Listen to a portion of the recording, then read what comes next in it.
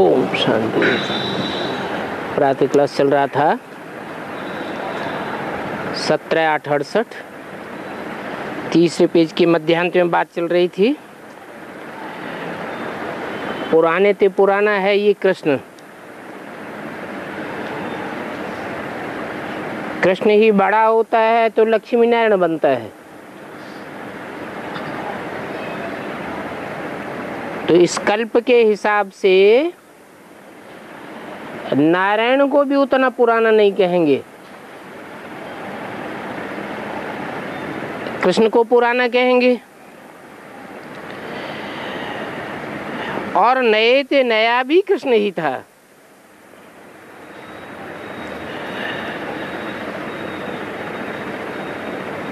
फिर पुराने ते पुराना क्यों कहते हैं?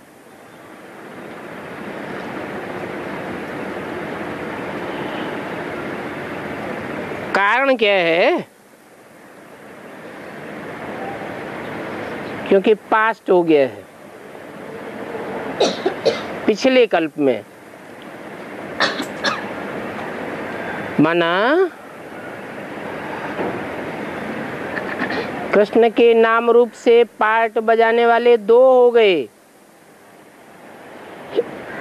एक तो जिसका शास्त्रों में गायन है, कृष्ण काला कृष्ण गोरा। संगम युग में ही पास्ट कल्प में काला भी था और पास्ट कल्प में गोरा भी बना।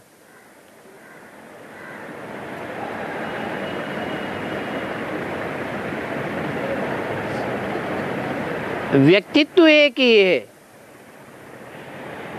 जिसको कहा है next to God is Krishna, next to God Shankar, next to God Prajapita, next to God Narayan.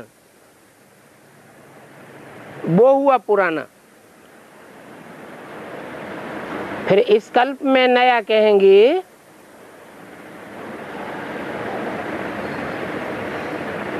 जो नर नारायण से पैदा होता है। बाप ने समझाया है, तुम ही गोरे थे, फिर तुम ही सांवरे बने हो।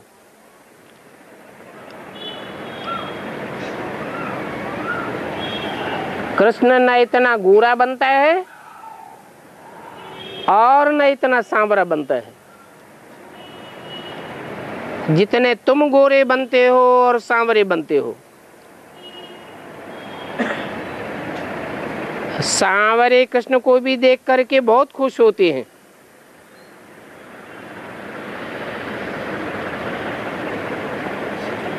झूले में सांवरे को ही झुलावेंगे।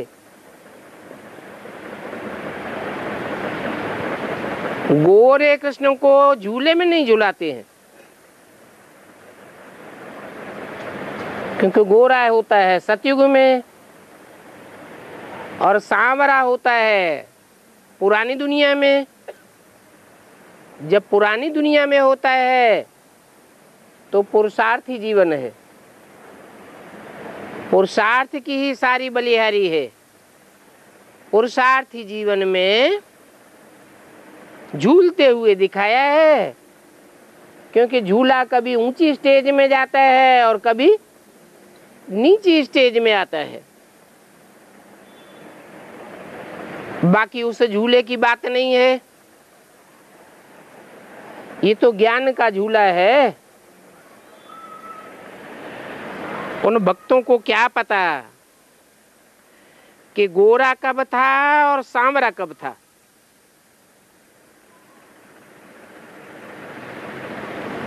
वो बेसिक वाले तो यही समझ लेते हैं कि इस कलयुग के अंतिम जन्म में काला होता है और सतयुग के आदि में गोरा होता है। परंतु सतयुग के कृष्ण अथवा नारायण की शास्त्रों में कोई महिमा नहीं है, कोई हिस्ट्री नहीं है। जो भी बातें हैं शास्त्रों में ये भक्ति मार्ग में जो भी गाया जाता है वो संगम युग की यादगार है।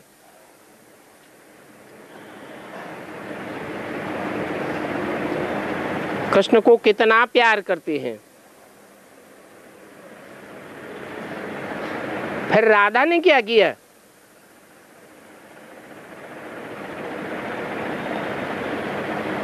कृष्ण को काला भी दिखाते, गोरा भी दिखाते,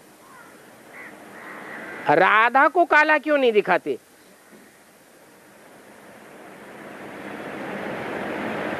कारण तो चाहिए ना। तो बाप कितना समझाते रहते हैं, यहां तो तुम सत्य के संग में बैठे हो,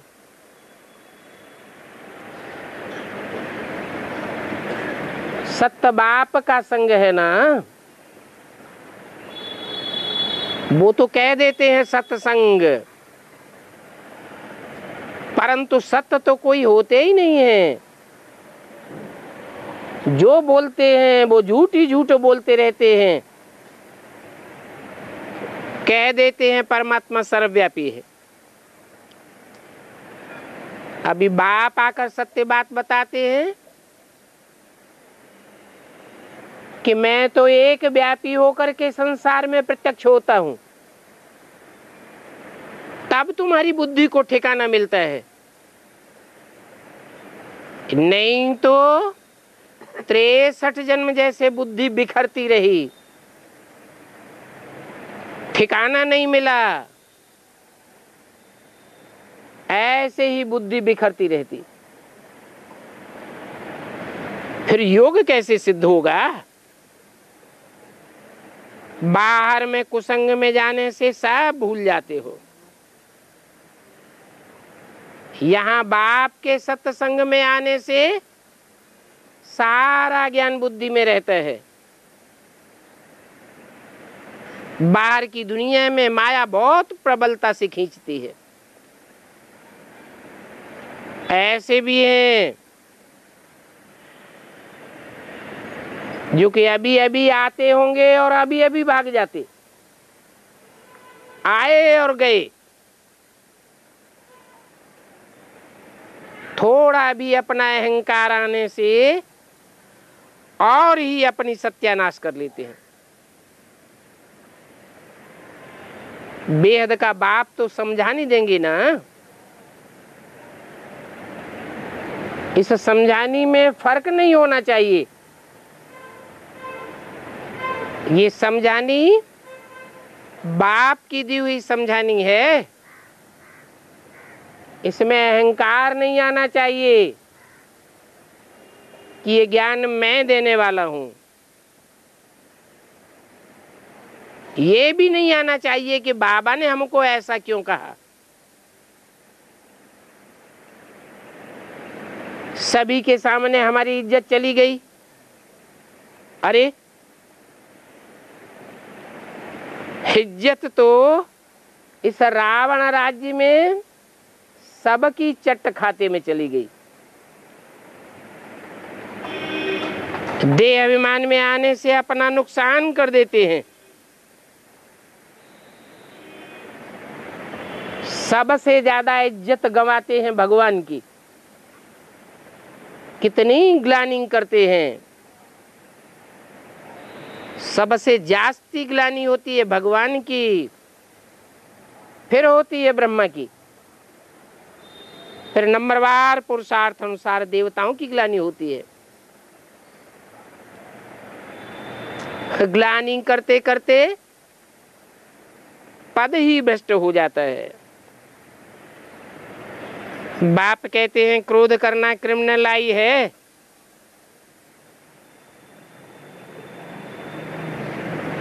लोभी को भी ऐसे ही कहेंगे। जो आंखों से चीज देखते हैं तो लेने के लिए लोभ आता है। बाप तो आकर के अपना बगीचा देखते हैं, देखते हैं किस किस किस्म के फूल हैं। आगे तो यहां से जाकर फिर उस बगीचे को देखते थे।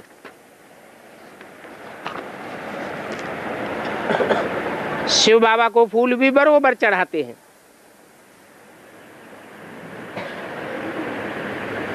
अब फूल तो होते हैं साकार,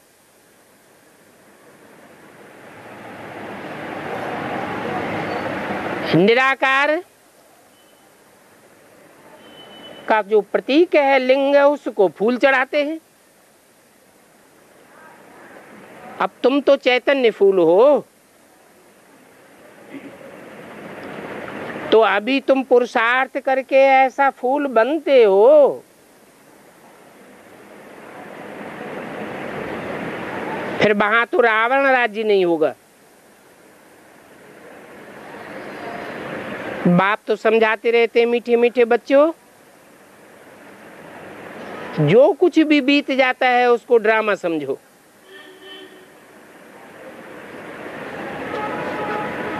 ड्रामा की बात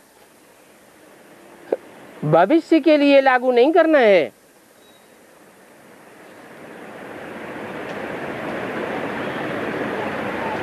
ड्रामा में जो बीत जाता है उसका विचार नहीं करना है। नहीं तो कितनी मेहनत करते हैं विचार करते करते, परंतु विचार करने से होता तो कुछ भी नहीं है। ड्रामा में जो होना होता है वो ही होता है, परंतु ठहरते नहीं हैं। अरे प्रजा भी तो चाहिए ना, थोड़ा भी कोई सुनते हैं तो सुनने मात्र से ही प्रजा में चले जाएंगे। प्रजा बन गई, और प्रजा तो ढेर की ढेर बनती है, क्योंकि ये ज्ञान तो कभी विनाश को नहीं पाता है।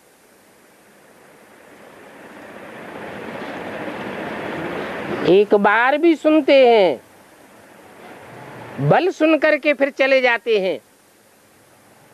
एक बार भी थोड़े समय के लिए निश्चय बैठा तो बाप का बच्चा तो बन ही गया। बाप को रचयिता और बच्चे को प्रजा कहा जाता है। प्रजा का अर्थ ही है प्रकृष्ट रूपेण जायते। जायते अर्थात जन्म लेना, जिसको जन्म देने में प्रकृष्ट रूप से पुरुषार्थ करना पड़ता है। तो थोड़ा भी सुनते हैं, निश्चय बुद्धि बनते हैं, फिर बल चले जाते हैं, तो भी प्रजापद में तो आ ही जाएंगे। एक बार ही सुना हो शिव बाबा है तो भी बस है, प्रजा में तो आ ही जाएंगे। हाँ, ऊंच पद पाने के लिए फिर ठहरना जरूरी है, पुरुषार्थ करना जरूरी है। अभी तुम बच्चे तो आए हो नर से नारायण बनने के लिए, तुम कोई प्रजापद पाने के लिए नहीं आए हो। तो पूरा पुरुषार्थ करो। कैसा पूरा पुरुषार्थ? नर से नारायण बनने का पुरुषार्थ करो। नर से प्रिंस बनने का पुरुषार्थ भी पूरा पुरुषार्थ नहीं कहेंगे, अधूरा पुरुषार्थ है, अधूरी पढ़ाई है। ये सब बातें अंदर में याद आनी चाहिए। हम जिस राज्य में थे कल पहले, अभी फिर से हम आ रहे हैं, वहां परम अपार सुख होंगे, और यहां तो इस दुनिया में अपरम अपार दुख हैं। तो अपरम अपार सुखों की दुनिया में जाने के लिए पूरा पुरुषार्थ करना चाहिए। सर्विस तो बिल्कुल एक्यूरेट हो रही है। पाई का भी फर्क नहीं पड़ सकता। अच्छा, साहब के साहबजादों प्रति नंबरवार याद, प्यार, गुड मॉर्निंग और नमस्ते। रात्रि क्लास है 16/8/68। जो भी पास्ट हो गया उसका कुछ भी कर नहीं सकते, चेंज नहीं हो सकता। जो पास्ट हुआ एक कल्प के बाद फिर वही पास्ट होगा। समझा सकते हैं कि आगे के लिए ठीक कर देना चाहिए, परंतु पास्ट में जो हो गया सो हो गया। इस समय तुम फिक्र से फारिग बन रहे हो, और एक जन्म के लिए फारिग नहीं हो रहे हो, 21 जन्म के लिए फिक्र से फारिग होते हो। वहां नई दुनिया में तुमको कोई भी फिक्रात नहीं होगी। अभी क्यों फिक्रात होती है?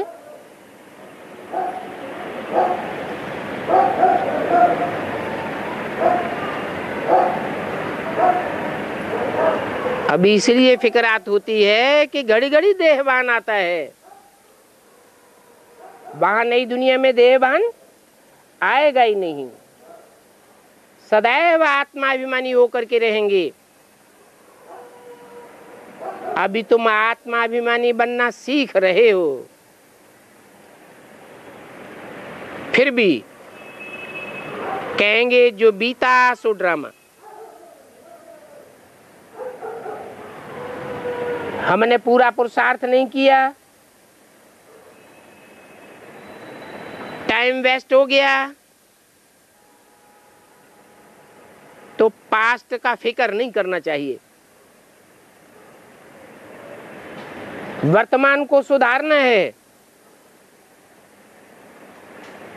कोई भी पास्ट में नुकसान हो गया तो ड्रामा, फिक्रात नहीं करना चाहिए। ड्रामा कल्याणकारी है या कल्याणकारी? ड्रामा तो कल्याणकारी है।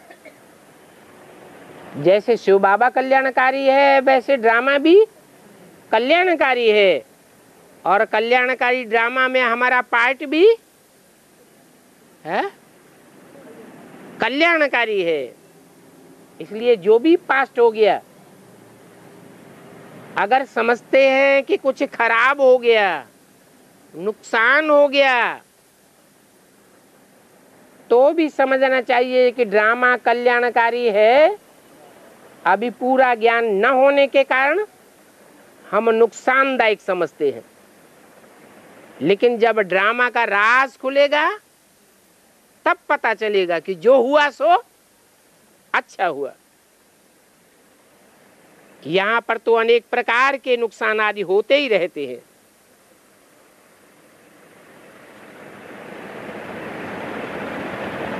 क्योंकि कर्मातीत अवस्था कोई की भी नहीं हुई है। कर्मातीत अवस्था हो जाएगी, फिर कोई भी प्रकार का नुकसान तुम्हारे सामने महसूस नहीं होगा। अभी तुम बच्चे पुरुषार्थ कर रहे हो कि कोई भी बात का हमको फिक्र नहीं हो। हाँ, समय बाकी थोड़ा है, और जो थोड़ा समय है वो भी जल्दी जल्दी बीतता जाता है। टाइम जल्दी जल्दी पास हो रहा है या देर से पास हो रहा है? अभी टाइम जल्दी जल्दी पास हो रहा है। आगे चल के दुखों के पहाड़ गिरने वाले हैं, तब टाइम जल्दी जल्दी पास होगा या देर लगेगी? है? दुख का समय बीतने में बहुत लंबा टाइम लगता है और सुख का टाइम बीतने में बहुत थोड़ा टाइम लगता है।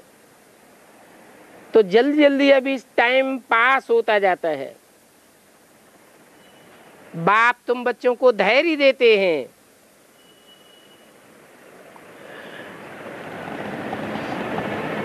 तुम 63 जन्म कितना फिक्र में रहे हो। अभी बाप आया हुआ है, गायन है फिक्र फारक किंदा प्यारा सतगुरु। वो गुरु तो झूठे गुरु होते हैं, सतगुरु तो एक ही होता है। वो सतगुरु बाप सच्ची बात तुम्हारी बुद्धि में बैठा करके फिक्र से फारिग कर देते हैं। जब से रावण राज्य शुरू हुआ है, जानते हो कि सीढ़ी नीचे ही उतरते चले आए हैं। नहीं तो राम राज्य में सीढ़ी उतरते तो थे, परंतु वहां पता ही नहीं लगता था कि हम सीढ़ी नीचे उतर रहे हैं। इतनी धीमी गति से सीढ़ी नीचे उतर रहे थे। और यहाँ तो दिन प्रतिदिन पता चलता है कि मनुष्य की मेंटलिटी लगातार नीचे गिरती जा रही है। इस नॉलेज का तुमको अभी मालूम पड़ा है, पहले तो पता ही नहीं था। समझते थे हर युग में भगवान आता है, सतयुग में भी भगवान आता है हिरण्यकश्यप को मारने के लिए, त्रेता में भगवान आता है रावण को मारने के लिए। वास्तव में वो सब अज्ञान बुद्धि में बैठा हुआ था। अभी तुम समझते हो कि भगवान तो सारे कल्प में एक ही बार आता है और सर्वव्यापी होकर के नहीं आता है, एक व्यापी होकर के मुकर्रर रथ में आता है।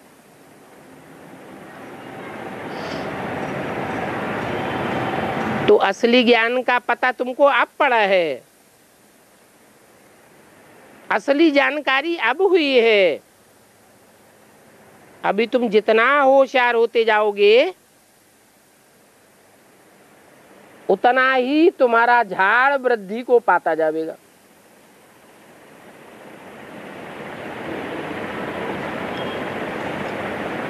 कैसे होशियार होते जाएंगे? ज्ञान की होशियारी बढ़ती कैसे है? जितना जितना मंथन करते हैं उतना ज्ञान बढ़ता है। जितना जितना मंथन किया हुआ औरों को सुनाते रहते हैं उतना ज्ञान बढ़ता है। ज्ञान बढ़ता है जैसे ज्ञान का बीज बढ़ता जाता है, बीज पावरफुल होता जाता है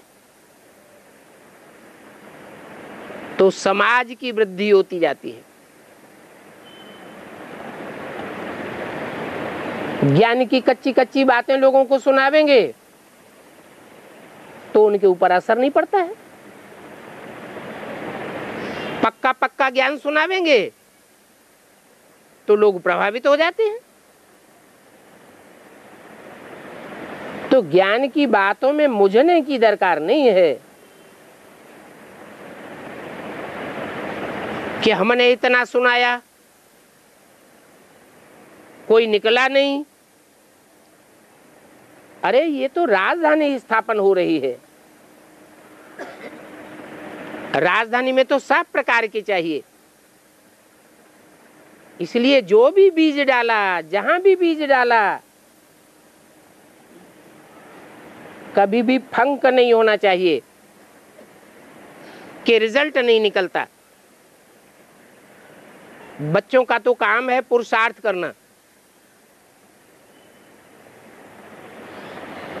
जितना जितना पुरुषार्थ करते जावेंगे उतना उतना तुम्हारा पद ऊंच बनता जाएगा।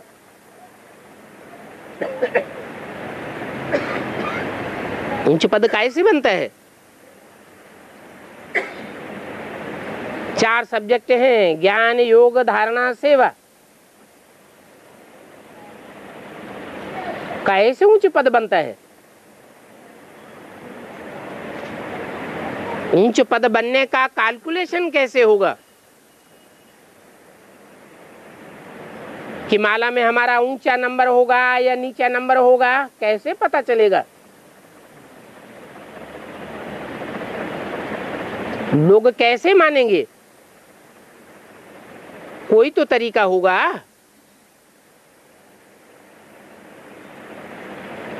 ऐसे ही डिक्लेयर हो जाएगा क्या? सेवा के आधार पर सबका अपना अपना पद डिक्लेयर हो जाएगा। जिसने जितनी सेवा की और जैसी सेवा की उतना पद बनेगा। इस समय ऊंच बनेंगे तो जन्म जन्मांतर, कल्प कल्पांतर ऊंचे बन जाएंगे।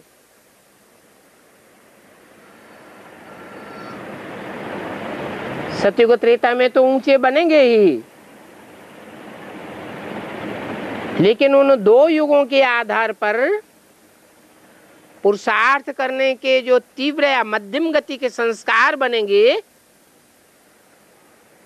उन संस्कारों के आधार पर द्वापर कलयुग में भी ऊंचे अथवा नीचे पद पा लेंगे। तो अभी की सेवा का सारे कल्प के ऊपर असर पड़ जाता है।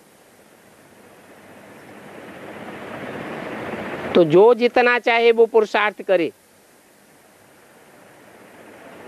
और पुरुषार्थ से ऊंच पद पा सकता है। जितना भी प्रारब्ध बनाना चाहो बना सकते हो। ये समझ की बात है। एक तो बाप को बहुत याद करना है। बहुत याद कैसे आवेगी?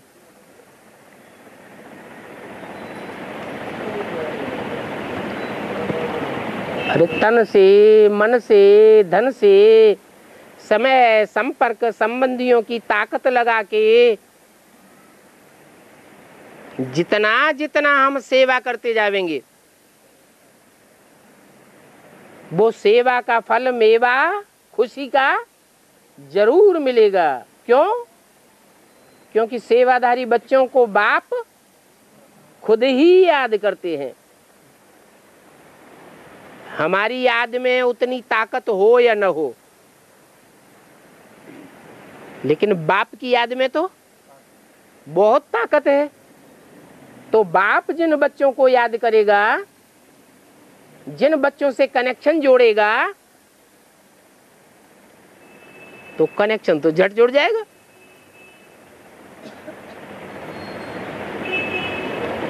आज की दुनिया में भी जो बड़े बड़े मिनिस्टर हैं, बड़े बड़े पूंजीपति हैं, कहीं किसी से कनेक्शन जोड़ना चाहें तो जल्दी कनेक्शन जोड़ लेते हैं, देर लगती है? जल्दी कनेक्शन जुड़ जाता है। शक्ति की बात है, उनकी है लौकिक शक्ति और बाप की है अलौकिक शक्ति। बाप तो पारलौकिक बाप है, वो तो बुद्धि से सदैव ही एकाग्र है। एकाग्र होने के कारण बाप को कनेक्शन जोड़ने में 1 सेकंड भी नहीं लगता। बच्चों की बुद्धि तिरकनी है, मन चंचल है, बुद्धि स्थिर नहीं रहती है। तो तरीका क्या बताया कि ज्यादा याद बनी रहे?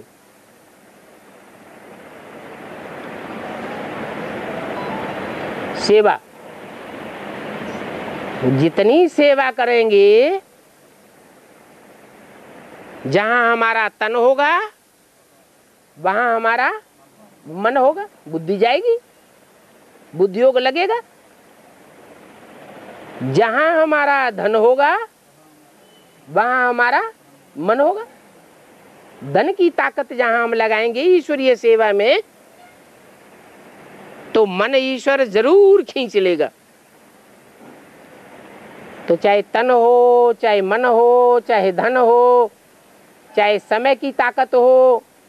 आज की दुनिया में सबसे जास्ती वैल्यू किस चीज की है? धन की भी उतनी वैल्यू नहीं है। धन चोर चुराए ले जावेंगे, आग जला देगी, इनकम टैक्स उठा ले जावेगा, कुछ भी हो सकता है।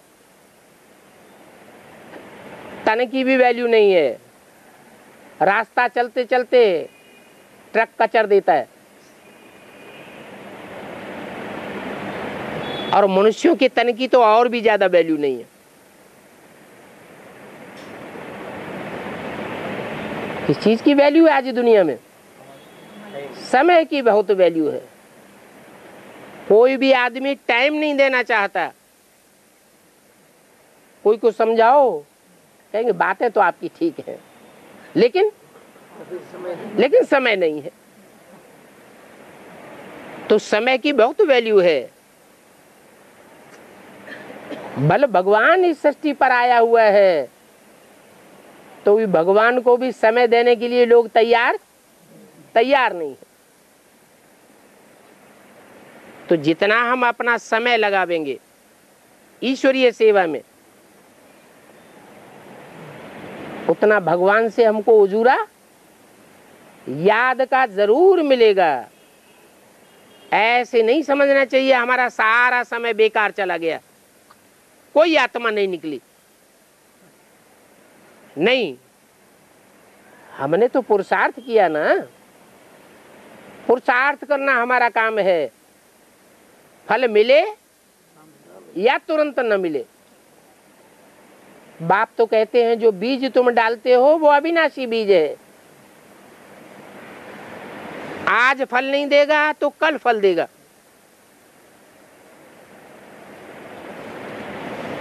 बीज पथरीली धरनी में डाला जाता है, फल जल्दी नहीं निकलेगा। लेकिन वो पत्थर, वो पहाड़ भी कभी टूटेगा या नहीं टूटेगा?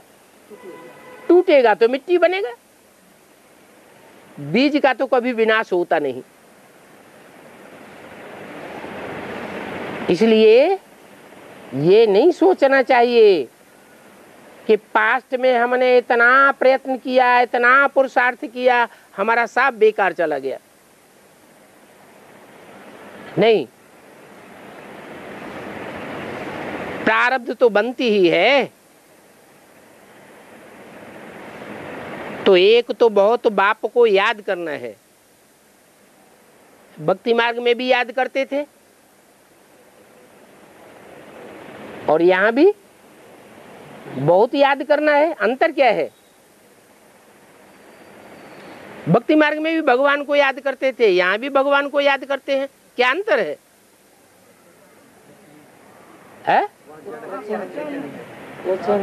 वहां याद करते थे बिना जाने बिना पहचाने, अंधश्रद्धा पूर्वक याद करते थे। और अभी अभी तो हम श्रद्धा विश्वास पक्का करके याद करते हैं, निश्चयात्मक बुद्धि से याद करते हैं कि यही भगवान है, भगवान का यही स्वरूप है, यही भगवान का कर्तव्य है, यही भगवान का नाम रूप देश काल है। इसके अलावा भगवान का कोई दूसरा नाम रूप देश काल नहीं हो सकता। हमने असलियत में भगवान को पहचाना है, दुनिया में और कोई भी ऐसे भगवान को नहीं पहचान सकते जितनी गहराई से हमने जाना है।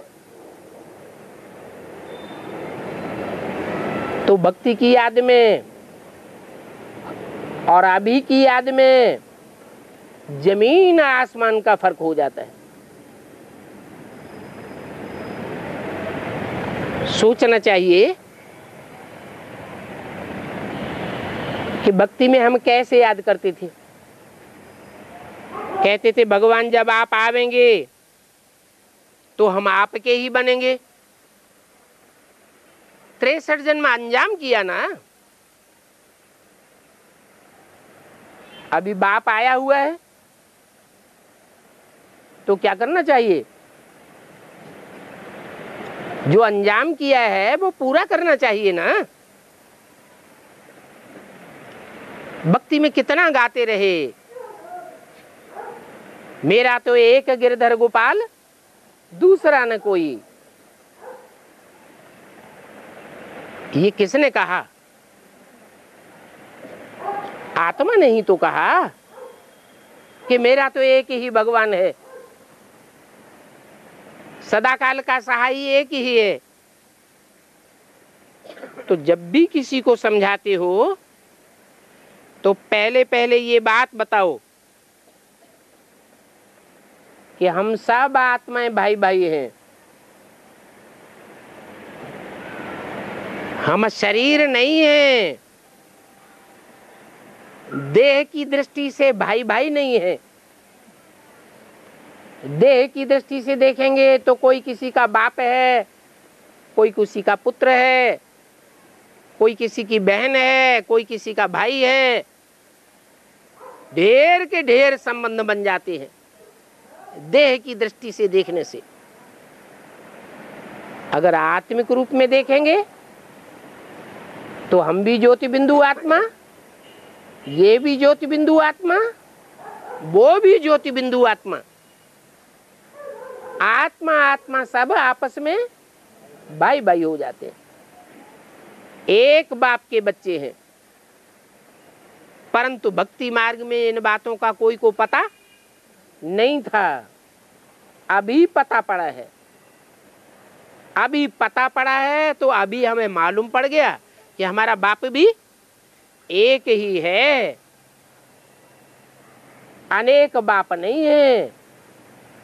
बल हम अब तक क्रिश्चियन धर्म में थे, मुस्लिम धर्म के थे, बौद्धी धर्म के थे, परंतु अभी तो हमको पता चल गया है कि हम बौद्धी नहीं है, क्रिश्चियन नहीं है, इस्लामी नहीं है। हमारे बाप अलग अलग धर्म पिताएं नहीं है। इब्राहिम हमारा धर्म पिता नहीं, क्राइस्ट हमारा धर्म पिता नहीं, बुद्ध हमारा बाप नहीं। हम आत्मा हैं तो हमारा बाप कौन है? एक ही परम पिता परमात्मा हम सब का बाप है। तो देखो आत्मिक दृष्टि से देखने में कितना फर्क पड़ जाता है। वो सब हैं देह के धर्म, हम बौद्धी हैं, हम क्रिश्चियन हैं, हम इस्लामी हैं, मुस्लिम हैं। वो दैहिक धर्म है और हमारा आत्मिक धर्म है, स्वधर्म है, स्व माने आत्मा। हम स्वधर्मी हैं और बाकी सब परधर्मी हैं।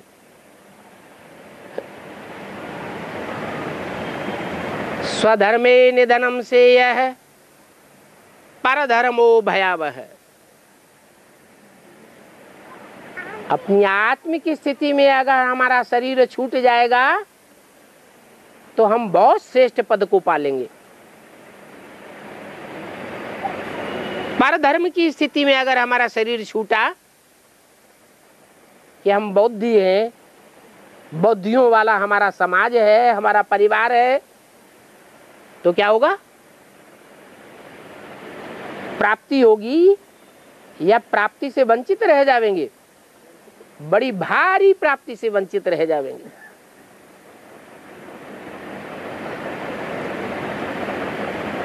तो बेहद के बाप से हम बेहद के बच्चों को वर्षा मिलना है। बाप बेहद का है तो वर्षा भी बेहद का है। बाप निराकार है तो वर्षा भी, अरे कैसा है? निराकार का वर्षा कैसा होता है? हैं? अरे निराकार बाप है तो ज्ञान का ही वर्षा देगा ना, कि धन संपत्ति टपका देगा परम धाम से, ज्ञान का ही वर्षा देगा। लेकिन ऊंच ते ऊंच बाप है, वो धर्म पिताएं इतना ऊंच ज्ञान नहीं दे सकते जितना ऊंच ज्ञान उन बापों का भी बाप हमको आकर के देने आया है। तो सोचो तुम्हें कौन सा वर्षा मिलता है? ऊंच ते ऊंच बाप से तुम्हें ऊंच ते ऊंच वर्षा मिलता है ज्ञान रत्नों का। यही ज्ञान रतन इसी जीवन में, इसी शरीर से, इसी दुनिया में स्थूल रतन भी बन जाएंगे। ऐसे हो सकता है? हो सकता है? नहीं हो सकता? हो सकता है? गारंटी होगा। जो ईश्वर से हमें ज्ञान रतन मिलते हैं, ये ज्ञान रतन स्थूल रतन नहीं बनेंगे। अरे बाप तो कहते हैं सब धंधों में नुकसान होने वाला है, दुनिया के सब धंधे खलास होने वाले हो भी रहे हैं। तो आने वाला जो संसार है उसमें सिर्फ ईश्वरीय ज्ञान का धंधा ही फलेगा फूलेगा और सब धंधे चौपट हो जाएंगे। तो जिनके पास ज्ञान धन होगा उनको स्थूल धन की कमी रहेगी? रह सकती है? दुनिया में झूठे झूठे ज्ञान सुनाने वाले कितने धर्म गुरु फैले हुए हैं। वो झूठा ज्ञान सुनाने वालों के पास धन की कमी रहती है? हैं? रहती है? उनके पास भी धन की कमी नहीं रहती। और हमारे पास तो सत्य बाप के सच्चे ज्ञान रतन है, तो इनकी तो दुनिया में कितनी वैल्यू हो जाएगी। अंदर में सोचना चाहिए। बेहद के बाप से हमको बेहद के रत्नों का वर्षा मिलता है, फिर सुख और शांति का भी वर्षा मिलता है। तुम जानते हो पहले हम सुखधाम में थे,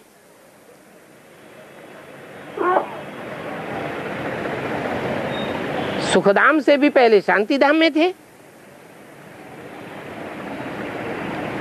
सुखधाम में भी न तुमको अशांति थी न दुख था, और सुखधाम में बरोबर भारत ही था और दूसरा कोई देश नहीं था, कोई दूसरा धर्मखंड नहीं था। सुखधाम में सिर्फ तुम ही थे भारतवासी। तो सोचना चाहिए कि सूर्यवंशी बनना अच्छा है या इस्लामी बौद्धि बनना, वंशी बनना अच्छा है? सूर्यवंशी बनना अच्छा है। फिर त्रेता में दो कलाएं कम हो जाती हैं। सतयुग में तो तुम सतो प्रधान थे, वहां जितना सुख होगा त्रेता में जरूर कम हो जाएगा। क्यों? क्यों कम हो जाएगा? हाँ, दो कलाएं कम क्यों हो जाती हैं? यथा राजा तथा प्रजा। सतयुग में एक ही राजा होता है, एक ही नारायण का राज्य होता है। वहां दुनिया में कोई दूसरा राजा नहीं होगा। और त्रेता में अनेक राजाएं होते हैं। महाराजा वहां नहीं होते हैं। तो जब अनेक राजाएं होंगे तो थोड़ा तो फर्क पड़ेगा, भले सब आत्म की स्थिति में स्थित होते हैं, फिर भी त्रेता में बहुत सुख होगा। तुमको तो पुरुषार्थ करके सतो प्रधान बनना है, ऐसे नहीं कि कम पुरुषार्थ रह जावे और त्रेता में जाकर जन्म मिले। कैसा पुरुषार्थ करना है? हैं? इतना ऊंच पुरुषार्थ करना है 16 कला संपन्न बनने का, जो कौन से युग में जाकर जन्म ले? सतयुग के आदि में जाकर के जन्म ले। ये बात भी सभी को समझाओ कि पूरा पुरुषार्थ करेंगे तो सृष्टि के आदि में जन्म लेंगे, सतो प्रधान सृष्टि में जन्म लेंगे। अधूरा पुरुषार्थ करेंगे तो अधूरी सृष्टि में आवेंगे। पहले पहले तो हम आत्मा आत्मा भाई भाई हैं, ये निश्चय करना है। हम सब आत्माएं हैं, एक बाप के बच्चे हैं। ये बात बहुत सहज करके समझाना है। यहाँ मनुष्यों को बहुत दुख है।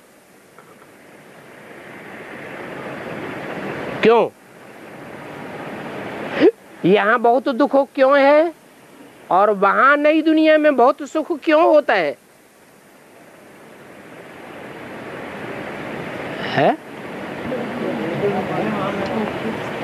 यहाँ परधर्म में है और वहां स्वधर्म में है। स्व माने आत्मा। जो अपने होते हैं वो सुख देते हैं, पराये होते हैं तो दुख देंगे। द्वापर युग से भारतवासी जब पर धर्मों में कन्वर्ट हो जाते हैं तो दूसरे धर्मों में जाकर के वहां उनको राजाई मिलती है या दास दासी बन के रहते हैं? दास दासी बन के रखेंगे। इसीलिए बोला स्वधर्मे निधनम से है पर धर्मो भयावह। अभी मनुष्यों को बहुत दुख है क्योंकि अपन को पर धर्म में समझे बैठे हैं।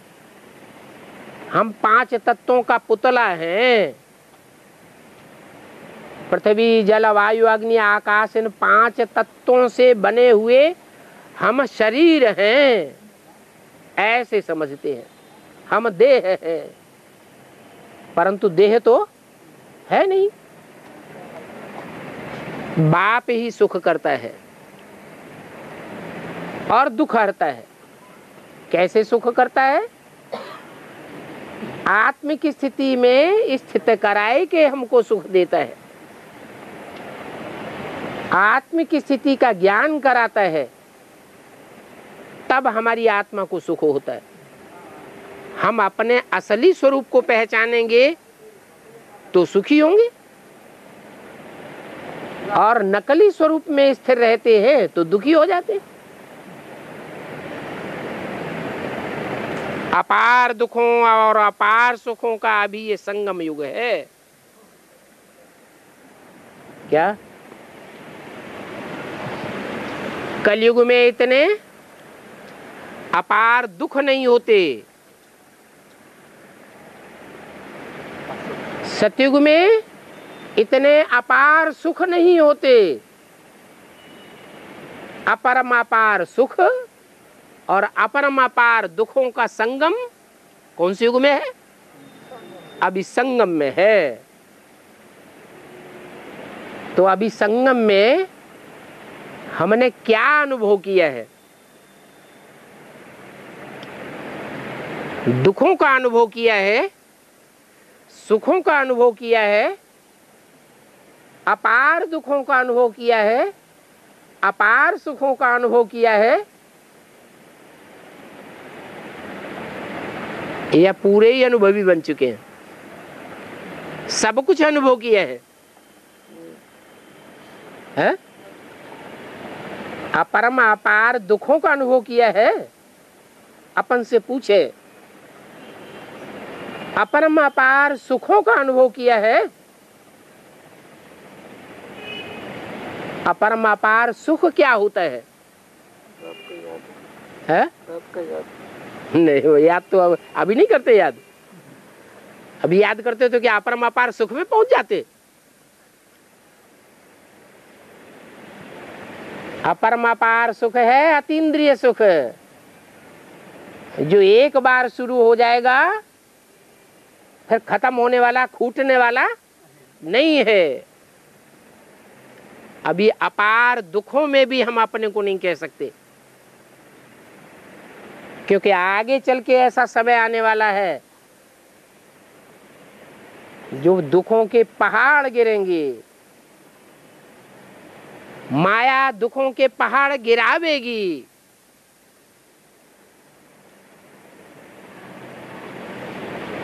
अपार दुखों और अपार सुखों का संगम अभी हमें अनुभव करना है।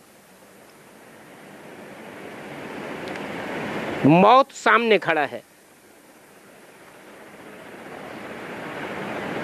बाप को याद करते करते सतु प्रधान बनना है, दैवी गुण धारण करने हैं। बस पक्का निश्चय रखना चाहिए कि नई दुनिया की स्थापना तो होनी ही है।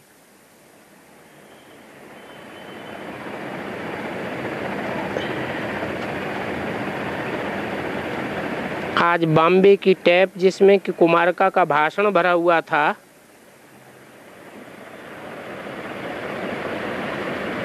सो सुन रहे थे।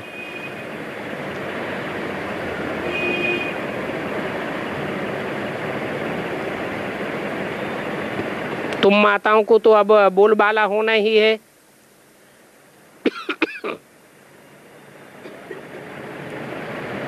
आगे तो कभी भी फीमेल आदि को प्राइम मिनिस्टर आदि नहीं बनाते थे।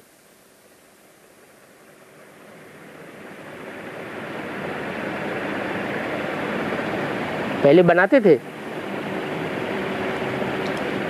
है? नहीं बनाते थे। अभी संगम युग में बाप आकर के कन्याओं माताओं का मर्तबा बढ़ाते हैं तो दुनिया वाले भी फॉलो कर रहे हैं। अभी तो देखो प्रेसिडेंट आदि भी बनाते रहते हैं।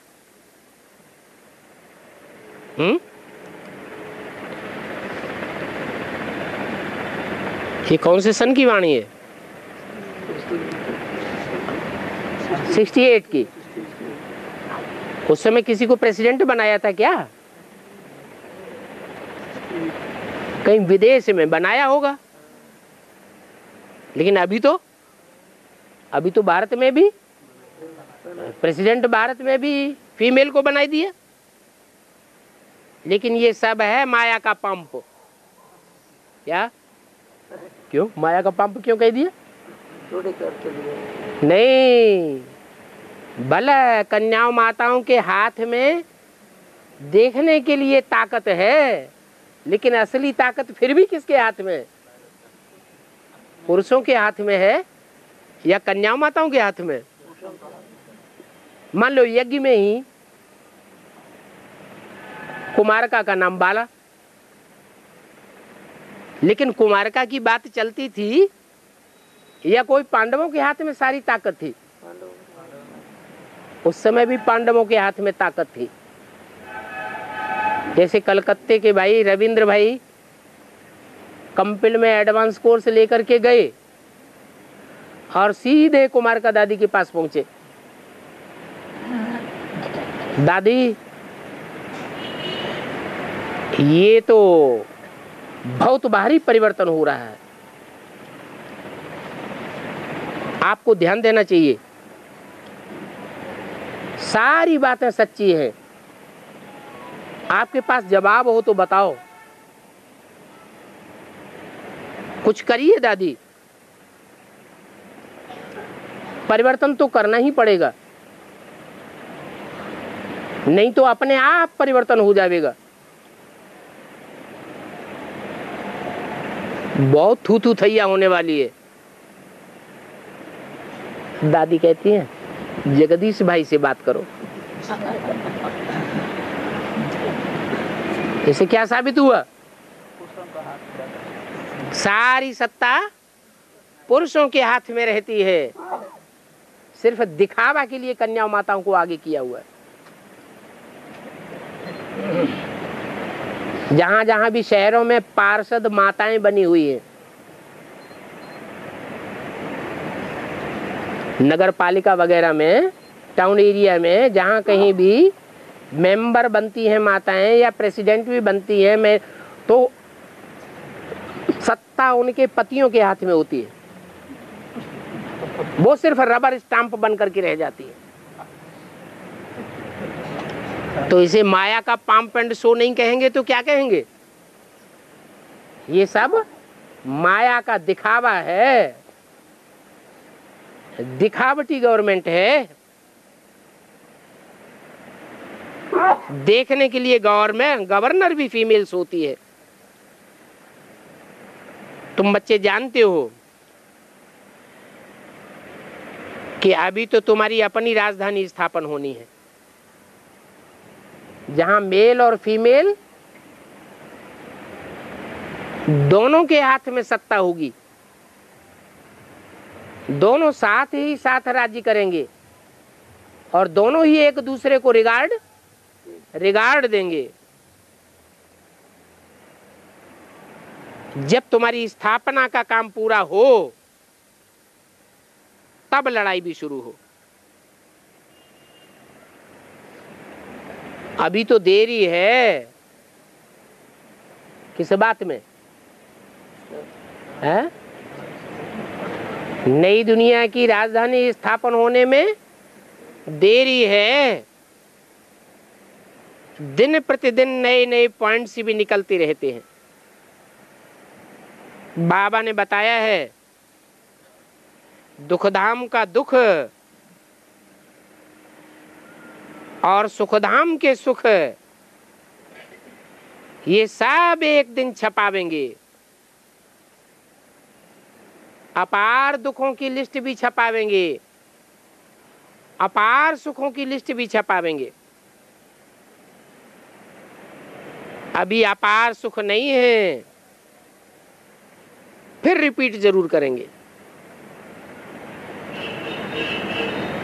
जो शास्त्रों में गायन है, हिंदुओं के शास्त्रों में भी गायन है, अंग्रेजों के शास्त्रों में भी गायन है और मुसलमानों के शास्त्रों में भी गायन है। अपार सुखों की दुनिया का क्या गायन है? जन्नत, पैराडाइज, स्वर्ग, बैकुंठ गायन है ना। तो बाप कहते हैं मुझे याद करो तो तुम भी विश्व का मालिक बन जाएंगे।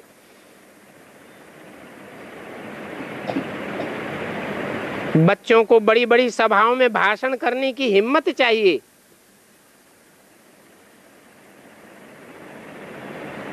नहीं तो बच्चे फंक हो जाते हैं ना। 2-5 बच्चे ऐसे हैं जो कि बड़ी बड़ी सभाओं में भाषण कर सकते हैं। आपस में समझते तो है ना कि फलाने फलाने हमसे होशियार हैं, हम तो इतना भाषण नहीं कर सकते हैं। स्कूल में कोई अच्छी रीत उठाते हैं, कोई नहीं उठाते हैं। तो सभी बच्चों को भाषण आदि करना सीखना चाहिए। अच्छा, ओम शांति।